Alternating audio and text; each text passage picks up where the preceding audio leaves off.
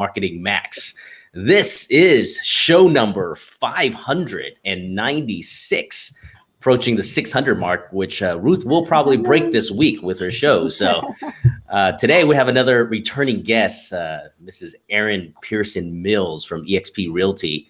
She's going to talk about why her family is selling a beloved pillar of Las Vegas, McKee Ranch. It's up for sale. And so I'm curious to see what's the thought process behind there, and always like catching up with her and what she's doing in the real estate marketing world as well. So, but before we get to Erin, Ruth, what is happening in real estate? Well, real estate, it's a hot topic, right? It's a very hot topic. Well, we've got about 25 days of inventory. That's good and bad. And we did list 172 homes, which is good. And 56 of those homes that we listed are under 400,000. And of the 3,155 single family homes that are available, 1,093, almost 1,100 of those are under 400,000. So okay, fantastic. Still, roughly about a third. Yeah, still the sweet spot. That's good. We closed 150 homes yesterday, and the number we closed in July is 3,104, which averages us about, she says it's not working.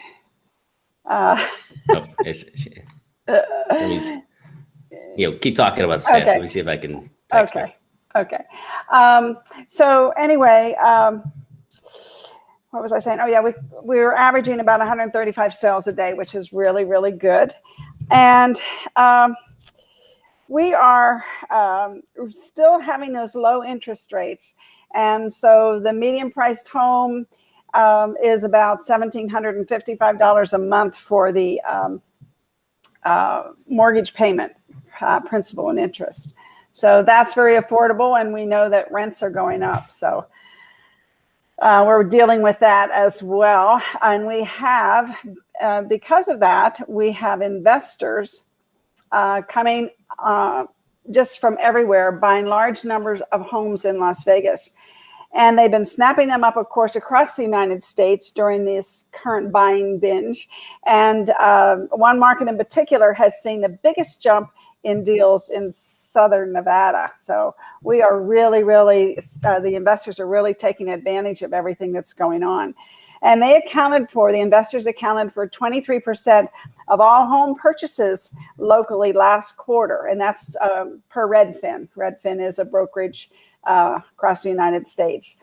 And overall, the total number of investor purchases in Southern Nevada was 5th among 41 metro areas in the report. And investors' share of home buying market in Las Vegas was the 4th highest nationally. And the year-over-year percentage change, we like to always compare the year-over-year, it was by far the highest, with a Chicago distant second at 208%. So the investors are just flocking here. And,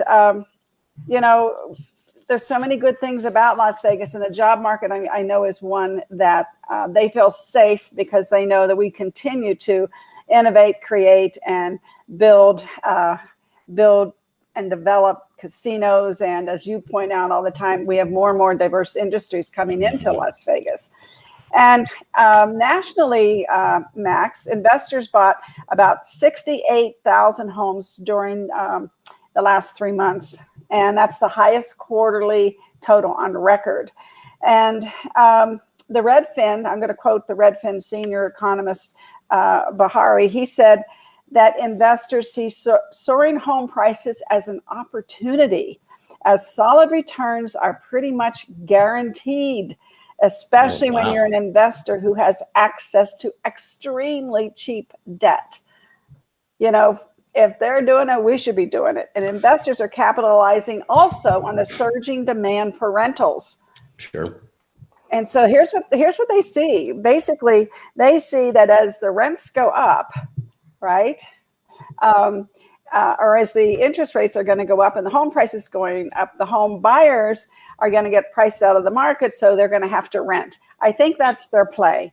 And they're banking on it, actually, according to to the article that I read in today's or yesterday's paper. So, and that's what's happening right now in the real estate market.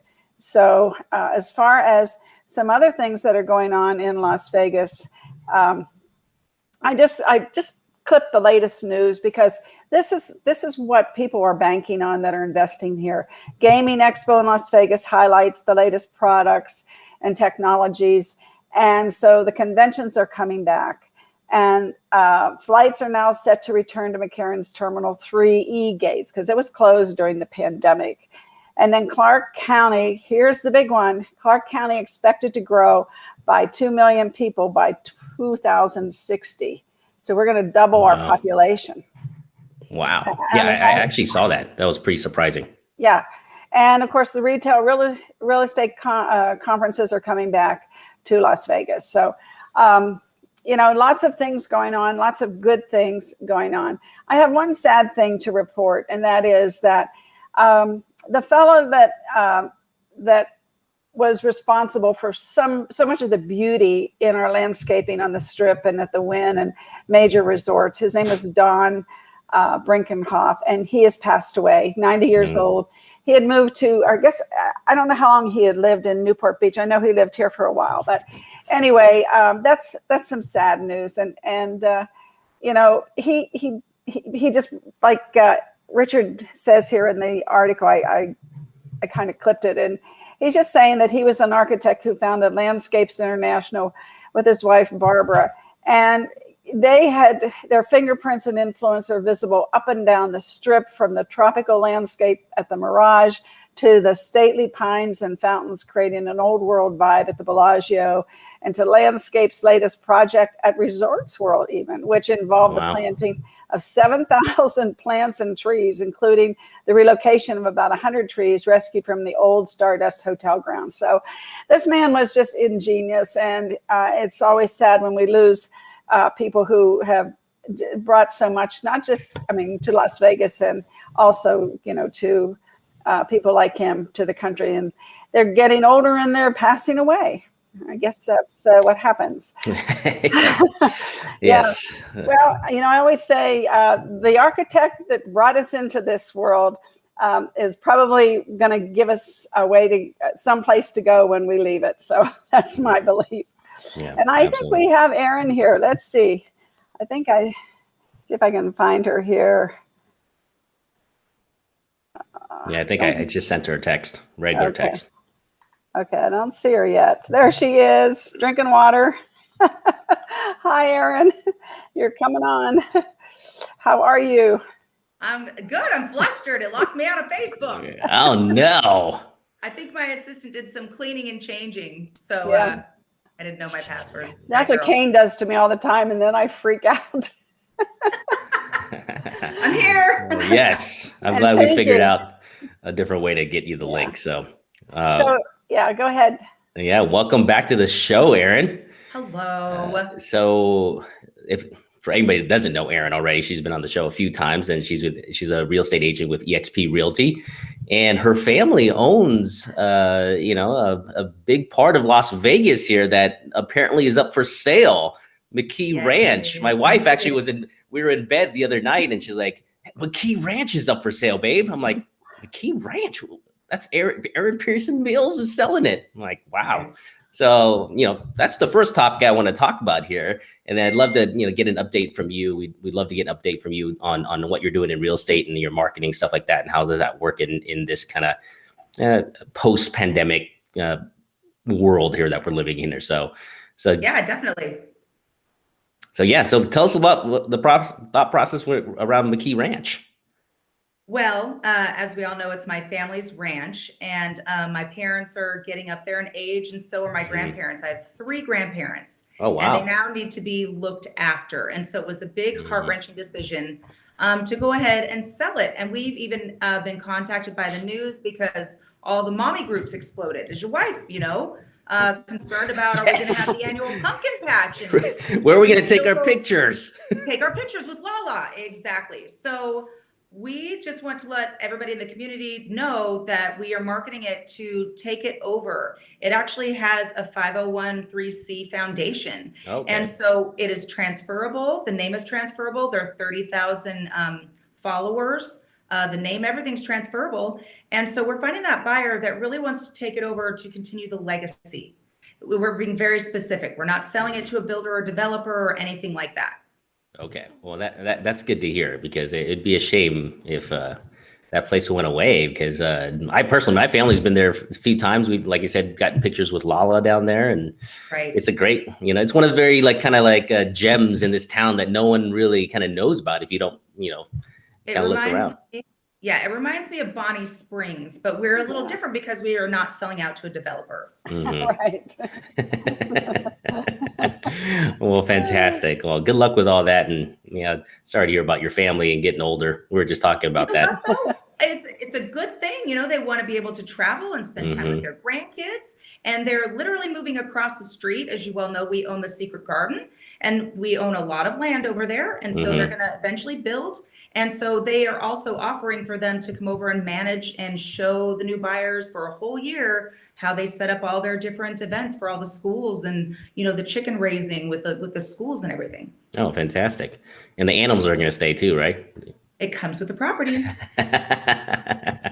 Well, fantastic. Good luck with that. And we appreciate you looking after a key piece of property here in this city for sure. So, I love So, Erin, tell us a little bit about the details of the property.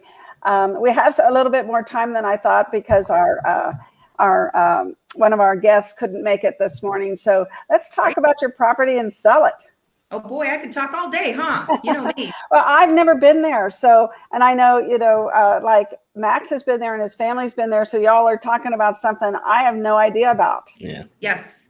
As many viewers might, because this is going to go across the United States. So Yes, it is world famous because they also host the PBR and the NFR horses every single year. And so we are known around the world. But it's 2 beautiful acres that faces Dean Martin Drive, right in between Silverton and Southern Highlands. And so it's right on that major thoroughfare. And so it's 2 acres, and they bought it in 1999, and organically it just grew. And so now they have variances. They can have 25 horse stalls. Right now, they're all, the foundation is to protect and house farm animals, ranch animals that people can't take care of. And so we actually just use all the foundation donation money to be able to feed the 25 plus horses. There's 2 pigs, there's 300 chickens. We got donated a 300 cooperative chicken coop. And so that makes massive amounts of eggs that they sell to the public, which is great. And now they have a garden, what do you call it? A neighborhood garden that they've just started. So it's really about bringing that community together. Like I said, they go into all the schools, they give them the eggs with all the incubators so the kids can watch them grow, process. Then they take the chickens back to raise them. And they have donations. They've got birthday party areas, and they do a lot of the autistic and the autistic for the children and for parents and adults to come and work with the animals, and they learn that way. So we deal with a lot of different foundations that come in to strengthen the community. Fantastic. So one of our big things, I mean, Ruth knows this one. I'll just throw one more thing. We partner with Panera as one of our sponsors. And so every single day we get carloads of the day-old bread and treats. Now, half of that goes to feed all of the chickens and the animals, all the beautiful breads and everything. But as people come through and they donate to buy the eggs or the organic milk, they're given free Panera bread. And that was a huge thing during COVID. We just set up tables outside the ranch, and anybody that didn't have food, that couldn't access that, especially eggs, it was there ready for the public to just drive through, and just we donated to the community. Oh, fantastic. What a fantastic legacy this is. I hope whoever buys it continues that, because we need more establishments like McKee Ranch just in life in general, because, as we go to more digitized world and our phones, I mean, places like that offer, for people to have an excuse to come together and have what we call serendipitous conversations, and from that, community is built, and hopefully it doesn't go away, Erin. So appreciate your family looking after that because we want to preserve that. Wonderful, wonderful showings today. Big meetings with people that are very interested in continuing this, and having the animal foundation and protecting these ranch animals. Oh, Well, fantastic. you were on the TV, right? The news contacted us immediately. So all of the Fox 5, Channel 3, they have social media stalkers. And so basically the McKee Ranch was trending because all the mommy groups, and I hate to keep saying that, but the moms love to bring the kids there. Oh my gosh, they're taking this away. They're closing. It's not sold. We're here. We're still continuing the pumpkin patch. So the news contacted us immediately. So we put my stepdad, Cowboy Max, on the news, and to calm everybody down, to let everybody know we're not selling out. Got it. Yes, yeah. And what is the pumpkin patch? The pumpkin patch. Well, Ruth, and you can come. It's fun for everybody. So the pumpkin patch, the ranch is free, sunrise to sunset every single day except for the month of October. And we only ask a $20 donation per family. We don't care how big the family is. You get to come in, and there's like hay rides. You get one big pumpkin of your choosing. Lala Photography is there. There's the corn maze, and it's a good time. There's snack shacks and vendors. And so that month alone pretty much pays for the entire year of the feed, care, dental, and vet for all the animals. Oh, wow. You're just filled with information. It's just, I love it. It's just country fun. I know. It I love is, and it's such a gem because you don't find places like that here in Las Vegas at all, right? And especially with like Bonnie Springs, it was sad that it was so far outside of town. I'm from LA, so it's not that far outside of town, but I'm a realtor. I drive everywhere. Right, exactly, right. And actually that was part of the appeal of it. It's for anybody that hasn't ever been out to the backside of Charleston.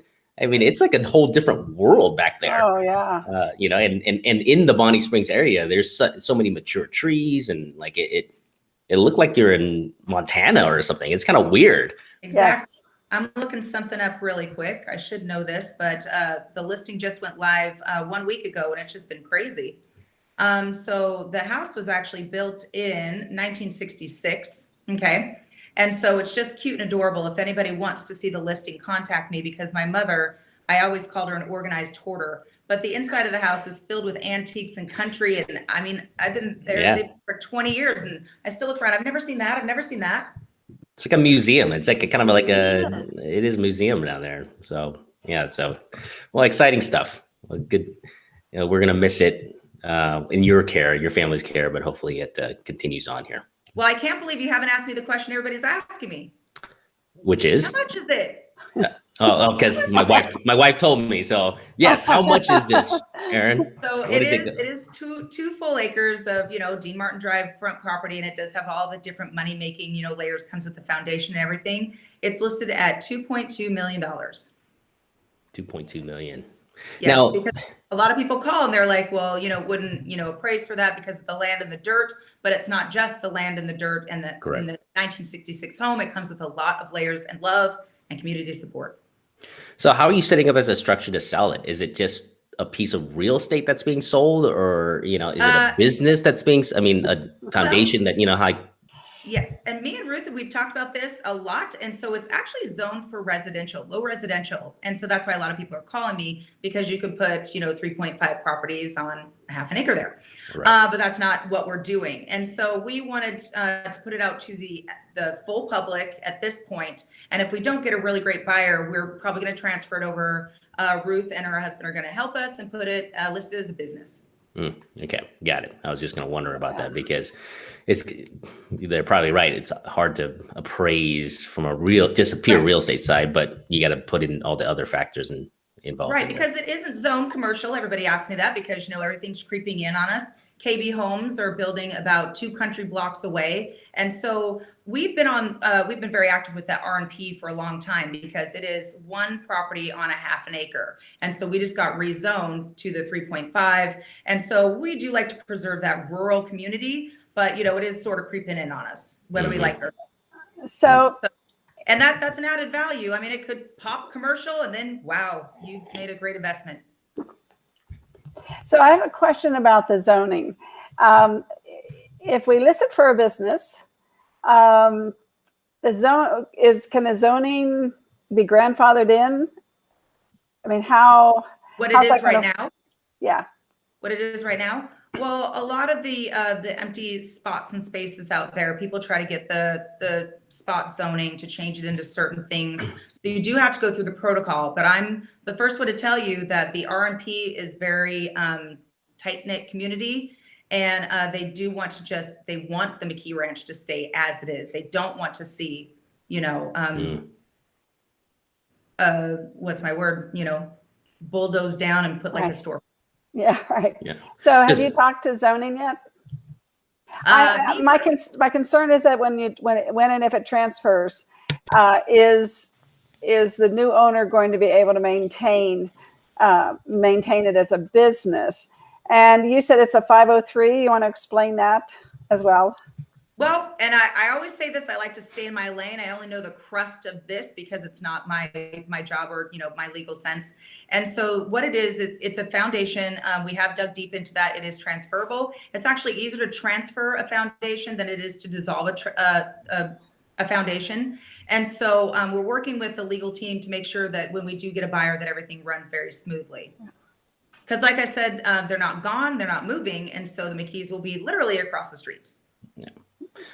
So a 503c3 is just a filing for nonprofit organizations, right? So to benefit from, they have a different tax structure. I think I lost you. Oh, can you hear me? She froze.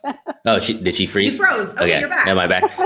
Did you hear what I just said, Ruth? No. I did. Okay, no, I was just telling the 501c3 is just a tax designation that you get, a filing for nonprofits to be treated differently on a tax structure. So it's not necessarily a business. And I don't think because people can have personal businesses or just businesses in their home without having to rezone for commercial. It's actually the real estate property that is on the land that needs to meet the zoning requirements, I believe. So as long as it's a ranch and it's residential, you can keep it. I don't know if there's going to be any more complications, but like you said, you got to speak to the building code, committee and stuff like that and find out. But buyers and buyers agents to do their due diligence. Exactly right. Exactly right. And if we do list it as a business, we'll have to find that out. Yeah. But I don't think it's going to be a problem. But I did want to bring it up. And what's across the street, Erin? Across the street is our wedding venue. It used to be the very famous Las Vegas Racket Club since 1962. It looks like a church. What's that? Doesn't it look like a church? No. Like next to it, that's where like people overflow their parking on McKee Ranch. Like south.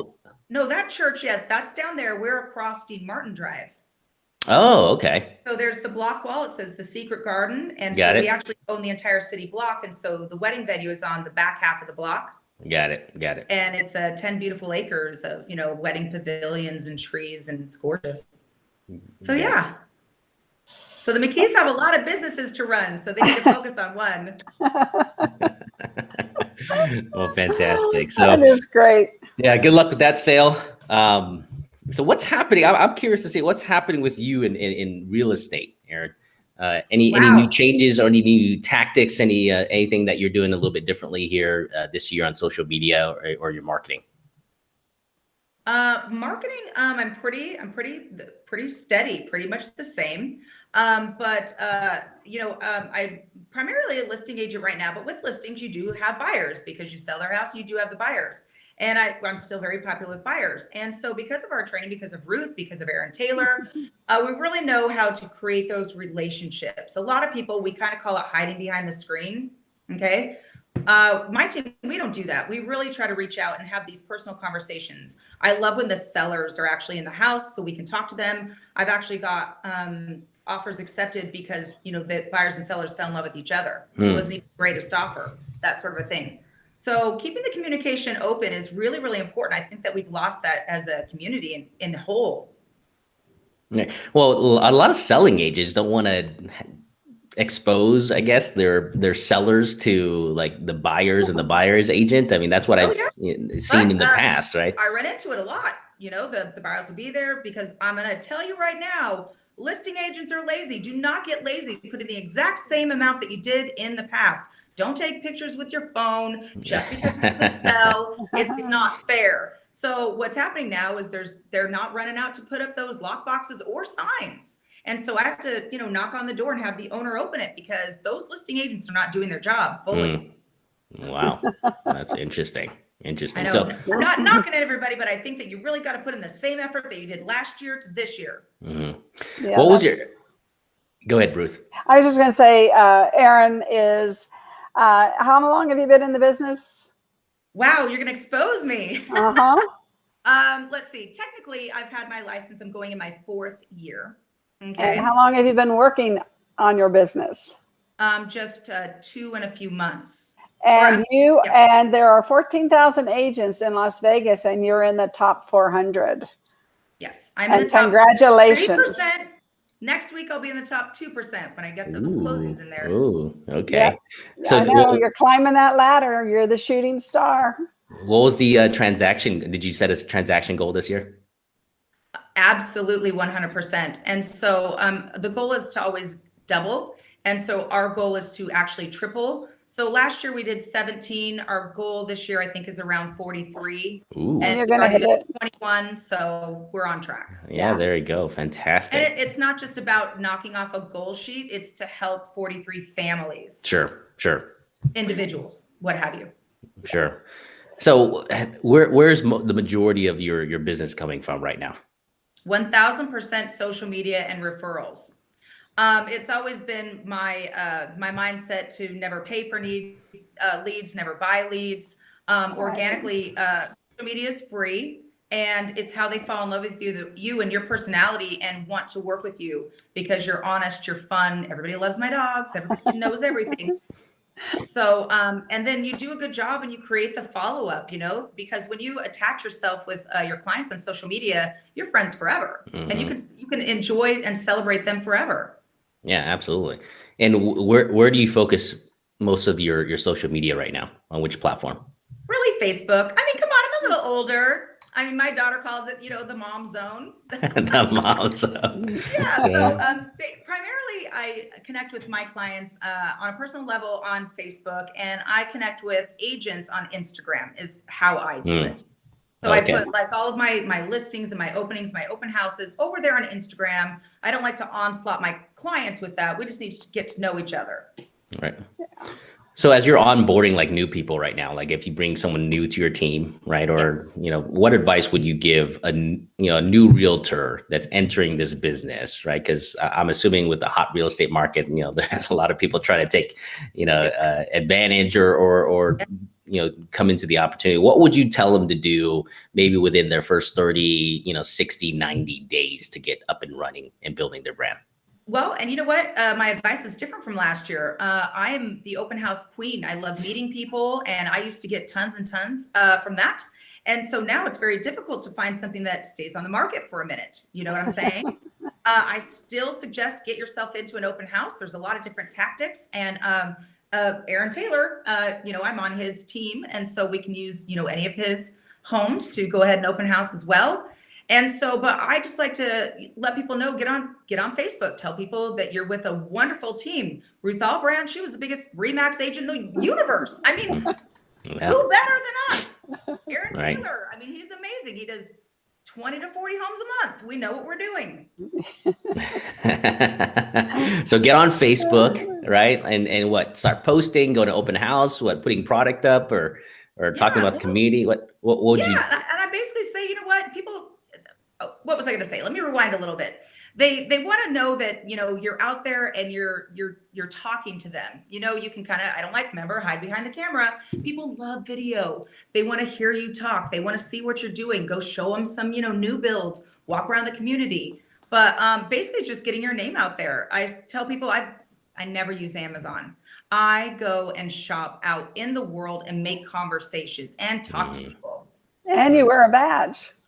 You're not a secret agent. She means a name tag, Aaron. Yeah. So, I just drew a blank here, Aaron. Sorry. Did you freeze again? I was wondering why you get skipped. So what's are you gonna do anything different for the rest of the half of the year here? You know, we're probably entering. I mean, there's some bit of potential slowdown here. I don't know. We went from 19 days, right, of inventory at the beginning of this year, now up to 25 days, Ruth? Yes. Of inventory. Yeah. So we're seeing a little bit more product stay on the market and come onto the market. Has that changed or the way that you're going to be approaching, maybe, you know, focusing a little bit more on buyers, or are you still focusing more on listings? I think it's an incredible relief for buyers. I think that, you know, as the buyers, you know, and that's what you're doing is talking and telling them, you know, at this point, it's a little bit of a slowdown, which is great. We can take our time. You don't have to, you know, shove tons of cash, you know, just to get your offer accepted. And so it was a very sweaty, hot race there for a long time because the interest rates were great. And so now we can actually focus on, you know, giving them the value and taking our time a little bit more. And so, you know, with the listings as well, you can still get, you know, top dollar, you know, there's still that market, but it depends on how you market it. You want to get to the California feeder cities because really, they're really just moving here in droves. Do you know what I'm saying? So your marketing tactics do have to work, you know, to still bring in those outside buyers that are coming in. How have sellers been in this hot market as far as their expectations on, you know, their home? And yes. So I like to be very clear and concise with my sellers. Everybody's getting greedy because everybody watches the news, okay? And those agents, you know, that are posting, we got $1 million over their list price, over what? Okay, listen, you need to stop yourself. Stop yourself, okay? So when I go in there, I tell them, let's aggressively price with the actual comps, okay? Don't overprice yourself, you know, because if you do get a loan, they might not have the cash to back it to go over the appraisal. And so I tell everybody really, really aggressively price your house, you know, correctly, what it is actually valued at. And then you're going to get more offers. Actually, if you overprice it, you're going to get less offers. Got it. And is it better? I mean, I guess mentality out there is getting cash offers is more preferable because you can forgo the appraisal, the inspection if you want, and stuff like that. I mean, is that still the case right now? I mean, are sellers looking more and leaning in more favorably towards cash offers versus someone that's bringing in, you know, an offer with a loan contingency?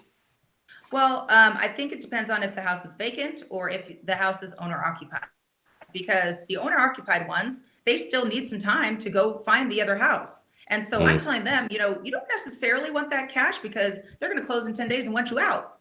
They really don't want to negotiate a rent back. Okay. So the loans are actually really good if you've got somebody in there because it gives them the time, you know, to go through that loan process, to negotiate a lease back and make everybody comfortable. Okay. Cash is not always king. Do you know what I'm saying? But a good agent will have all those different backup offers just in case, and, you know, call the lenders and make sure it's a strong offer. Okay. But everybody has the mindset that cash is, you know, king because it's there, you can see it. So it's not always the case. And so if you're a good listing agent, you just need to go through all the options with your sellers. Got it. Well, that's good information because not everybody wants to sell fast necessarily. They may be just testing the market or thinking about it and then where you gotta go. Right. So and okay, good. The very first question I ask my sellers: where are you going to go? What is your plan? That's the first thing. When my parents told me they were moving, where are you going to go? They have a lot of options. Let me tell you, I'm not scared about them. Right.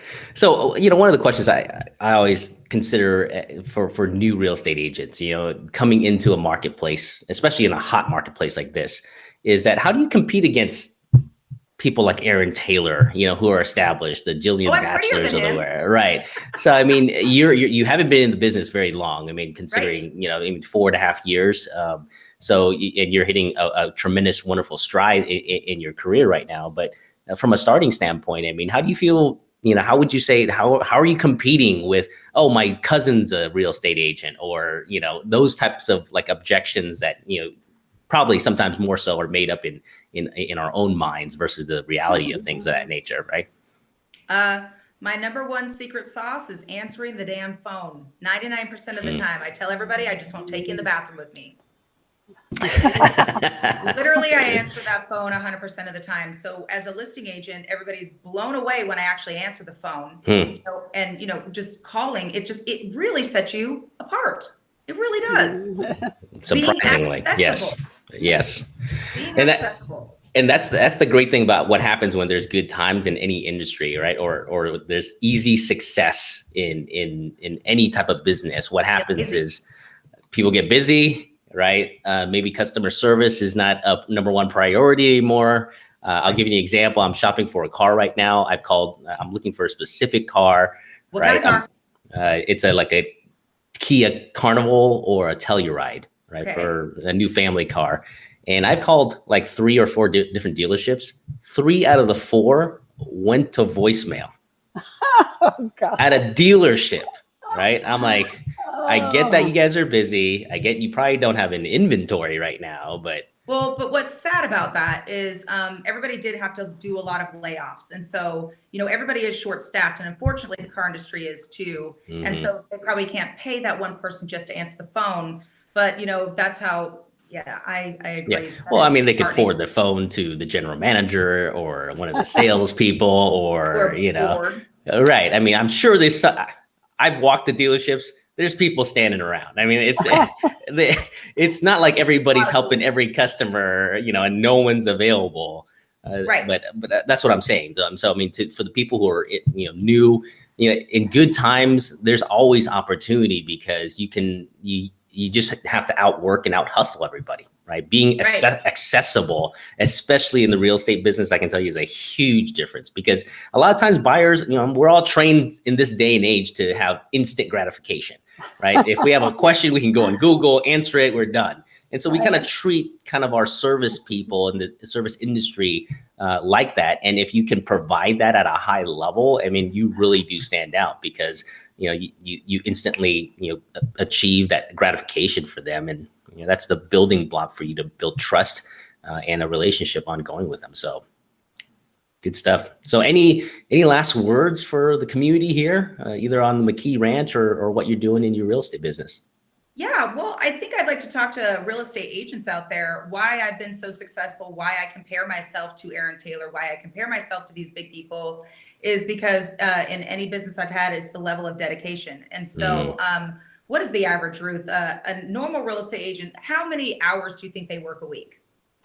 The productive people work, 40 to 60 hours. The other 95%, maybe 20 hours. Exactly. I look at the stats, and if you're only doing a deal a month, you're not working. Right. How long does that take? Yeah, if you're out there actually working it, I can't even handle all my business. So that's why my lovely team gets a lot of my buyer referrals, because I don't have enough of me.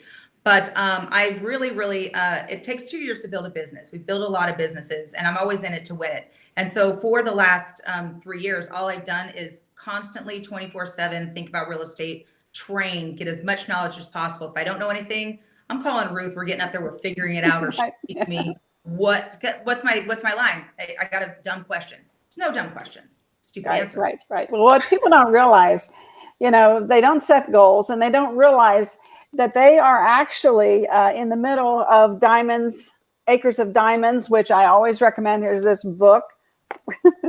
If everybody just reads this little short book, and you need to decide if you believe in this business, then you'll make money. If you don't, go somewhere else because you're not helping your clients. Right. It's work. Exactly. Well, and people always tell me, I'm a different breed. What shows are you watching? What books are you reading? It's literally only real estate. I'm just 24/7. Yes. Because it's like, eating a couple salads and wanting to lose 10 pounds. You have to do it every single day. It's comparing, a business to going to the gym.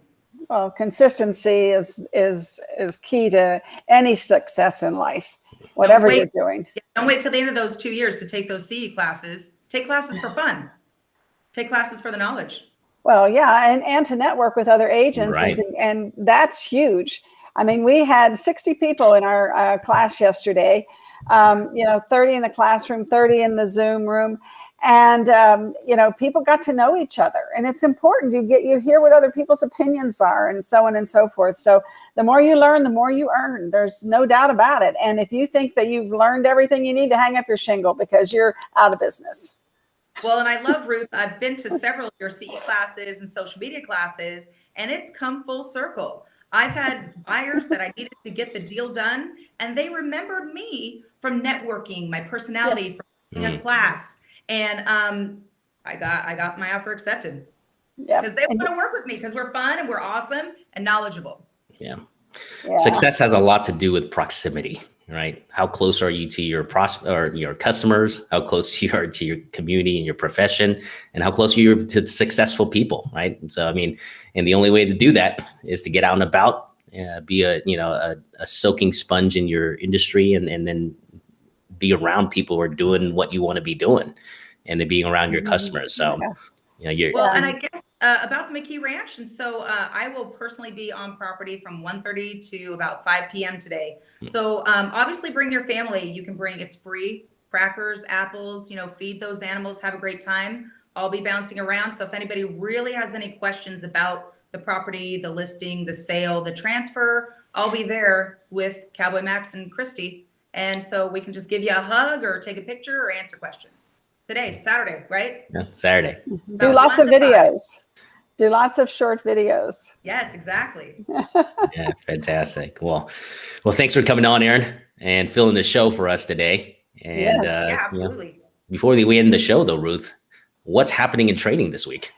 Well, Monday we have an agency class, which is really cool. It's like, who do you work for? And agency is one of the core classes you have to take for continuing education.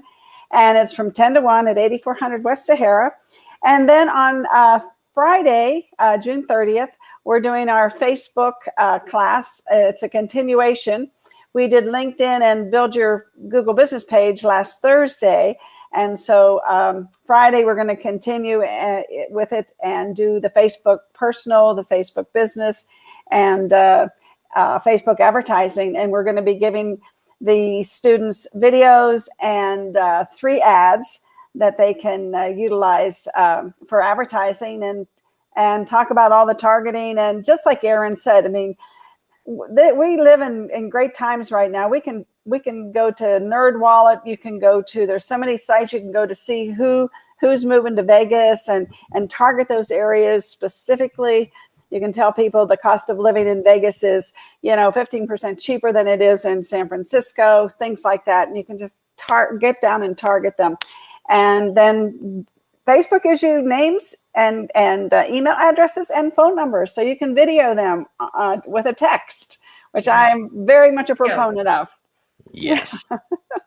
So anyway, Monday we have CE and Friday we have social media. So go to bee.vegas and you'll see the whole calendar and sign up, please. All right. All right, Aaron. Thank you again for coming on. Yeah, thanks for having me. Thank you, Aaron. You were terrific. There we go. Now I'm like. There you are. All right. Have a great week, everybody. See you next Saturday. Bye. See you next. Awesome.